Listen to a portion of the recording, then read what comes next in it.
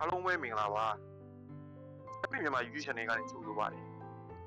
ဒီနေ့မှာတော့ဝါချန်ပီယံငနက်ကာဆန်ငယ်စဉ်တုန်းကရှုံးနေကနေပြီးတော့လူသင်ခန်းစာယူခဲ့တယ်ဆိုတဲ့အကြောင်းအရာလေးကိုမျှဝေပေးတော့မှာဖြစ်ပါတယ်ဒီပွဲစဉ်ကသူ့ရဲ့ပထမဆုံးပြိုင်ပွဲတွေကမတန်းတင်စရာရှုံးတစ်ပွဲဖြစ်ပါတယ်တရှစ်နှစ်ကျော်ရွယ်မှာ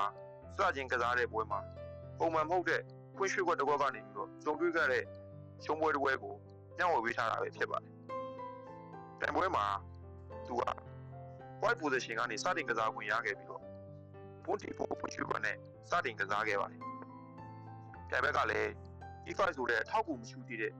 ပွင့်ရွှေ့ခွက်နဲ့အသုံးပြုတုံ့ပြန်ခဲ့ပါတယ်။လူနဲ့ကာဆန်ကလည်းပြန်ပဲ့တဲ့ပုံကိုသူ့ရဲ့ရွှေ့ခွက်နဲ့စားလိုက်မိပါတယ်။အဲ့ဒီချိန်တုန်းကသူမသိသေးတာကအဲ့ဒီရွှေ့ခွက်ကအင်္ဂလန်ဂမ်ဘစ်ဆိုတဲ့နာမည်ကျော်ထောင်ချောတစ်ခုဆိုတာပါပဲ။အဲ့ဒီနောက်ပြန်ပဲ့ဖြစ်သူက E5 ဘုံကိုပြ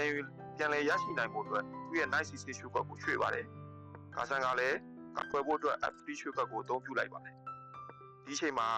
ပြန်ဘက်က Queen E7 နဲ့ထပ်မံအားဖြည့်ပြီးတော့ကာဆန်ကလည်းအဲ့ဒီတိုက်ခွက်ကိုကာကွယ်နိုင်ဖို့ Bishop F4 ရွှေ့ခွက်နဲ့ခုခံခဲ့ပါတယ်။ဒီလိုမျိုးဖွင့်ရွှေ့ခွက်မျိုးကိုကာဆန်ကဘယ်တော့မှမကြုံသေးဘူးတဲ့အတွက်ပြန်ဘက်ရဲ့လွတ်ခွက်ကိုမမြင်ခဲ့ပါဘူး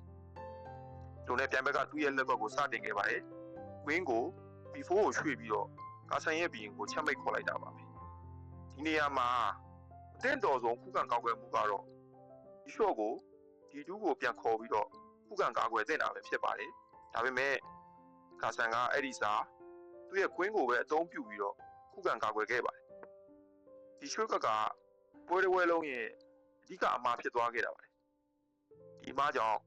တိုင်ဘက်မီဘီယာက B2 ရှော့ကနဲ့ကာဆန်ရဲ့ပုံကိုစားတယ်ပြီးတော့ကာဆယ်ကိုပါချင်းချောက်လိုက်နိုင်ခဲ့ပါတယ်အမှန်တော့ဒီစစ်မှာတင်ပွဲကနိုင်ရှုံးထွက်ပေါ်နေပြီပဲဖြစ်ပါတယ်သို့တော်လည်းကာဆန်ကသူ့ရဲ့ကာဆယ်ကိုတန်ဘက်ရယူနိုင်ခြင်းမရှိအောင်လို့ဝင်းကိုအသုံးပြုပြီးတော့ခုခံကာကွယ်နိုင်ဖို့ကြိုးစားခဲ့ပါတယ်သို့တော်လည်းအဲ့ဒါကပုံမဆိုးွားတဲ့အမှားတစ်ခုကိုထပ်မံကျူးလွန်ခဲ့တာပဲဖြစ်ပါတယ်တန်ဘက်ကသူ့ရဲ့ဘီရှော့ကိုအသုံးပြုပြီးတော့ကာဆန်ရဲ့ကွင်းနဲ့ကွင်းတန်းနဲ့ဖြစ်နေတဲ့အနေအထားမှာရှိနေတဲ့ခွင့်ရေးကိုရယူခဲ့ပါတယ်ဆိုးဝါးဆုံးခြေအနေမှာနောက်ဆုံးမျှော်လင့်ချက်အနေနဲ့ကာဆန်ကသူ့ရဲ့ဘီရှော့ကိုသုံးပြီးတော့ခုခံဖို့ကြိုးစားခဲ့ပေမဲ့နောက်ကျသွားခဲ့ပြီဖြစ်ပါတယ်။ပြန်ဘက်ကဘီရှော့နဲ့ကွင်းကိုစားတယ်။ဘီရှော့နဲ့ပြန်စားတယ်။ဒါပေမဲ့ပြန်ဘက်ကသူ့ရဲ့ကွင်းကို C1 ရွှေ့ခွက်နဲ့ချက်မိတ်ပေးကပွဲကိုဆုံးသက်ပေးလိုက်ပါတယ်။ဒီပွဲစဉ်လေးကကျွန်တော်တို့အားလုံးတို့သင်ခန်းစာတစ်ခုပဲဖြစ်ပါတယ်။စစ်တူရင်ကစားခြင်းရဲ့အလှကနိုင်ရရှိခြင်းမဟုတ်ပါဘူး။ရှုံးတွေကနေပြီးတော့ဘလို့တင်ယူပြီးတော့အားကောင်းလောက်တယ်လဲဆိုတာလေးလာတင်ယူရမယ့်အချက်ပဲဖြစ်ပါတယ်ဒီ channel လေးမှာစိတ်ဝင်စားစရာစစ်တူရင်ဖြစ်ပညာများထူးခြားတဲ့ကစားနည်းများနဲ့မြန်မာလိုနားလည်လေတဲ့သင်ခန်းစာများကိုတင်ဆက်ပေးသွားမှာမို့ချက်မိတ်မြန်မာ YouTube channel ကို subscribe လုပ်ထားဖို့ဖိတ်ခေါ်ပါတယ်